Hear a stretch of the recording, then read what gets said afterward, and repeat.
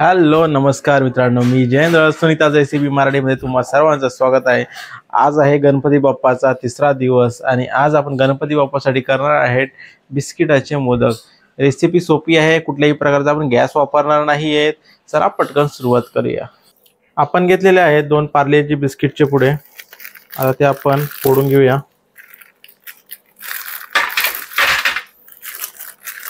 तुम्हाला जर पार्लेजी नसेल हवा तर तुम्ही कोणत्याही दुसऱ्या प्रकारचा बिस्किट सुद्धा घेऊ शकताय।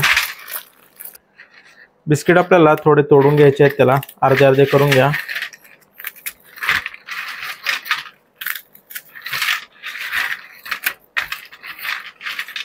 आपण एक मिक्सरचा जार घेतलेला आहे, त्यामध्ये आता हे बिस्किट आपण काढून घेऊया।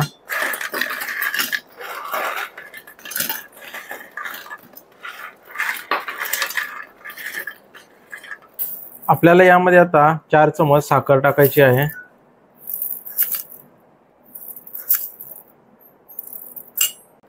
आपण 10 वेलच्या घेतल्या होत्या, त्या आपण सोललेल्या आहेत, त्या आपण टाकून घेऊया।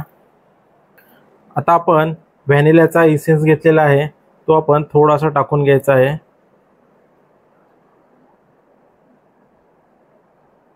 एक 5 ते 6 ड्रॉप आपण टाकलेले आहेत। आता आपण मिक्सर मध्ये याची पावडर करून घेणार आहोत। बिस्किट आपण छान अशा आता मिक्सरला फिरवून घेतलेले आहेत, एकदम अशी बारीक त्याची पावडर करून घ्यायची आहे। एक आता आपण असं ताट घेऊया किंवा तुम्ही बाउल सुद्धा घेऊ शकताय, त्यामध्ये आपण हे मिश्रण काढून घेऊया। यामध्ये आपल्याला थोडंसं बाइंडिंग आणि टेक्स्चर येण्यासाठी आपण 3 ते 4 चमच मिल्क पावडर टाकून घेऊया। यामध्ये आपण आता काजू बदाम आणि पिस्त्याची थोडे तुकडे क्रश करून घेतलेले आहे, तो आपण टाकून घेऊया। आपल्याला आता एकदा हाताने मिक्स करून घ्यायचं आहे।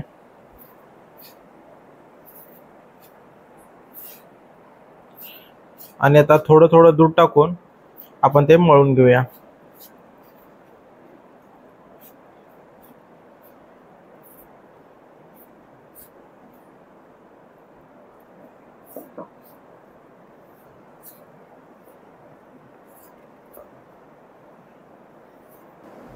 छान असं आता आपलं मळून झालेलं आहे। आपण थोडं थोडं करूनच दूध टाकायचं आहे त्यामध्ये, नाहीतर पातळ जास्त होईल। आता हे असं टेक्स्चर आल्यानंतर आता आपण याचे मोदक करून घेऊया। आपण आता एक मोदकाचा साचा घेतलेला आहे आणि त्याला दोन्ही साइडला आपण तूप लावून घेऊया आणि त्यामध्ये आपलं हे मिश्रण असं भरायचं आहे।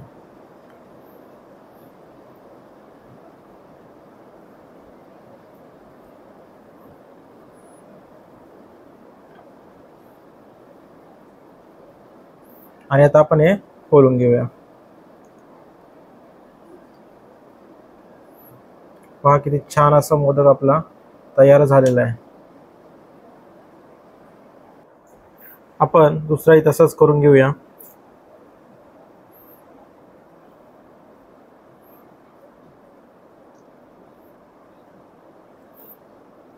पूर्ण असं आपण दाबून भरायचं आहे। ओके, आता आपण खोलूया। पहा पटकन असा आपला मोदक रेडी झालेला आहे। आता या प्रकारे मी सर्व मोदक रेडी करून घेतो।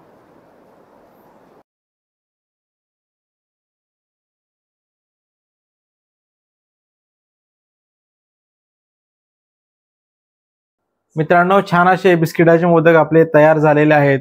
तुम्ही दुसरे कोणत्याही प्रकारचे बिस्किट यामध्ये तुम्ही वापरू शकता।